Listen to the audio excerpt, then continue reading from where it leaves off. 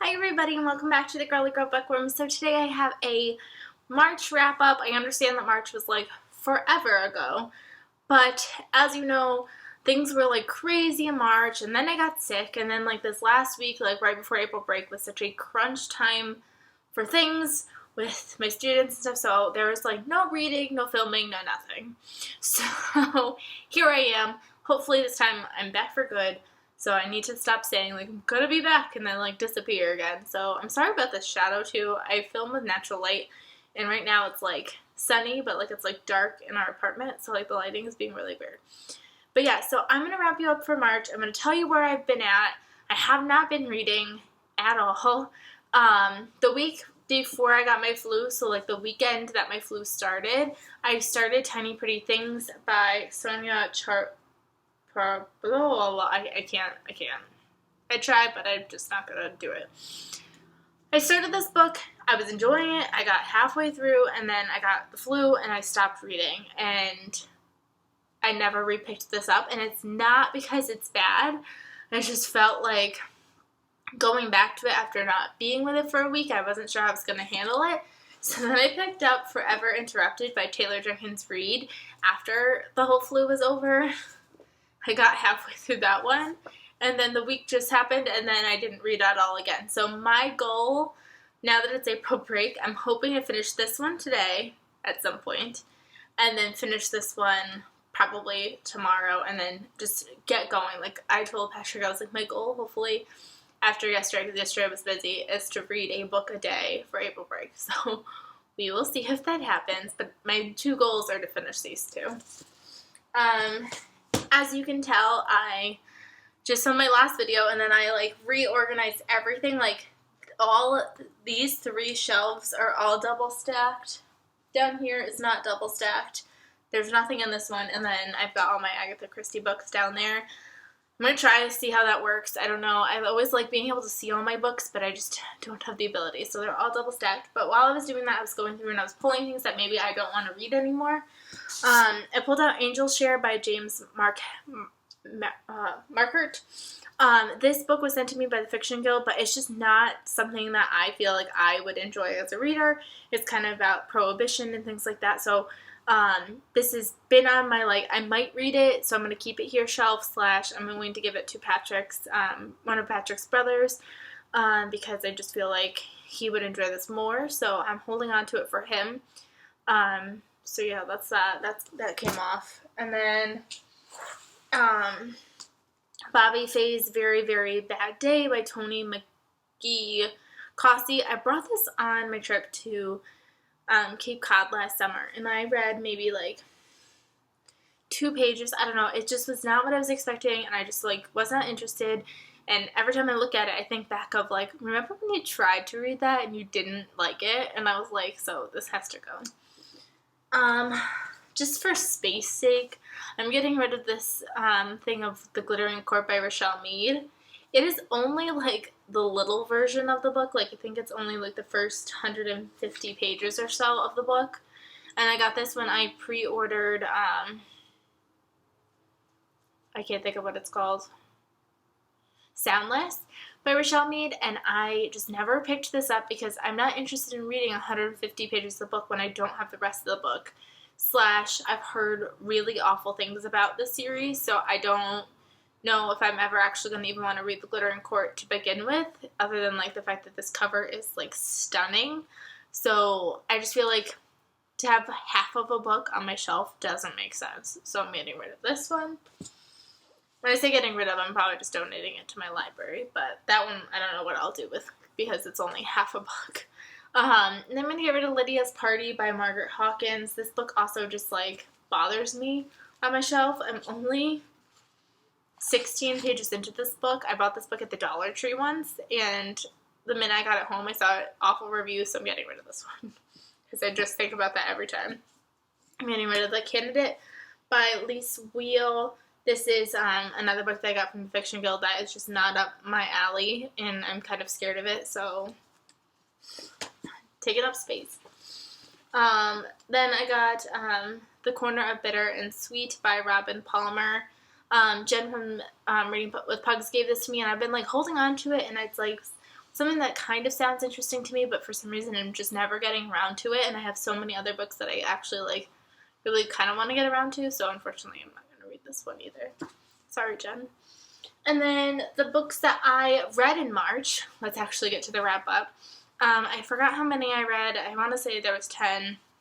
It was, like, a better reading month for me, but still, like, it slowed down again right at the end.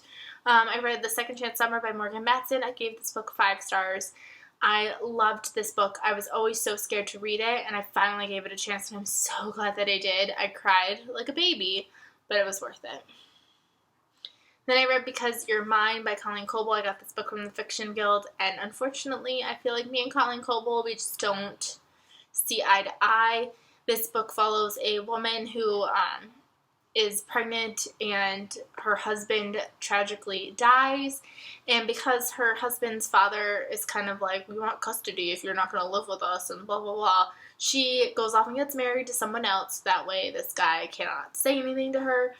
So things are really creepy in this house, and things are not as they seem, and was not a fan. Then I read Counting on a Cowboy by Deborah Clopton. This is the sequel to in the Four Hearts Ranch Romance companion novels. I loved this book. This book was so good because I read the first book back in February, and then the third book I read a year ago, April, because I had gotten that book from the Fiction Guild, and so I'm really excited that I was able to, like, finish the trilogy. Like I said, they're companions, so you can read them basically any order you want. These cowboys are so dreamy. I love them. So definitely such a good book. I believe it's technically still kind of considered Christian fiction, but I don't think it was that heavily prevalent if you're worried about it. Then I read The Epidemic by Suzanne Collins. This is the sequel to the prequel series with the program. So there's the program and the treatment. So that's book 1 and book 2. And then there's the remedy, which is 0.5. This one is like 0.6. And now the adjustment is coming out this month, which is book 3. And then there's going to be a book 4. It's so crazy. I don't understand what Suzanne Young's thinking was when it came to, like, publishing these and getting these out there. But she's lucky because they're really good. So I gave this book 4 stars. And then I read Recreated by Colleen Houck. This is the sequel to Reawakened, and I was not a fan of this book. I gave this book like 1 or 2 stars. I'm going to continue and read the third book just to finish, I think, but unfortunately right now I think the Tiger's Curse series is still, like, by far so much better than this one. So if I had to suggest one or the other, I would suggest Tiger's Curse. This one's just not cutting it for me. Then I read How to Love by Kate Cotugno, and I wasn't a huge fan of this book either. I think I gave this like 3 stars. It's about a girl who gets pregnant by this guy, and then it's like a couple years later, and the guy, like, comes back into her life and wants to be a part of the child's life, and I really did not like him whatsoever, so that made this book really hard for me to like because I really despised him. So he kind of ruined the whole book for me.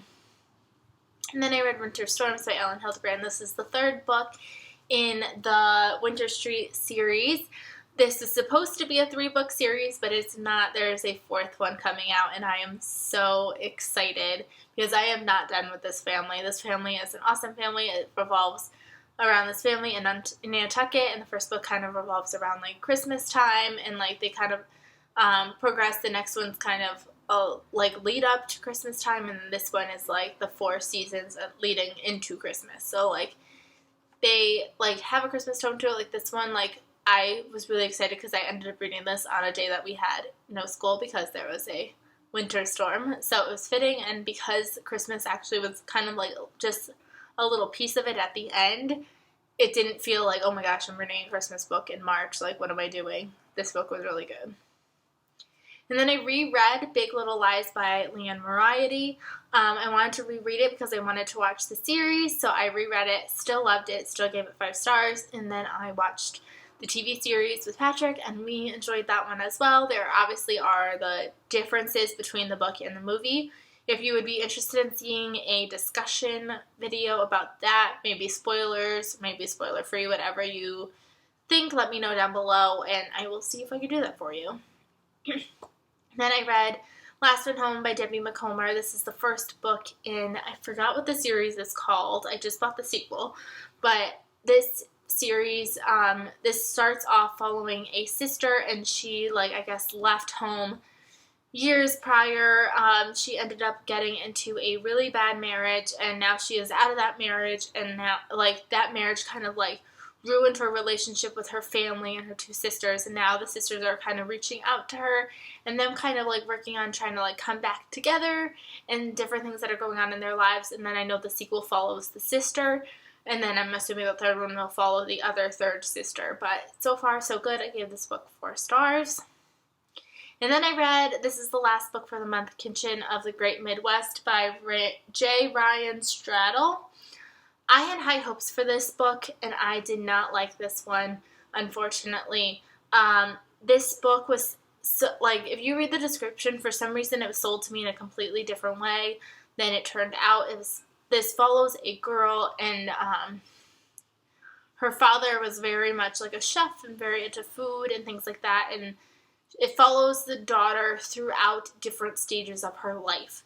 So each chapter is told in someone else's perspective, but they are in her life, so you see her life through their eyes, and I didn't like it. I was hoping that by the end it was going to come all together and I was going to understand, and I felt like I wasn't understanding.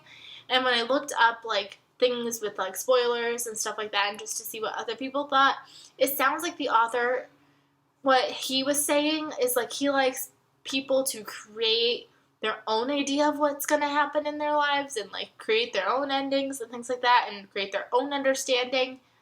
That's not for me. It's not for me, unfortunately. But yeah, so those are all the books that I read. I'm hoping that April will finally get its butt into gear, because I have not finished anything.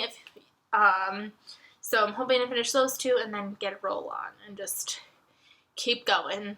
I hope you guys enjoyed this video. I'm hoping to make, like, an April vacation TBR. I don't know, like I just said, I just restacked my bookshelves and now I don't know where anything is. So that was dumb. But I hope you guys enjoyed, and I will see you guys really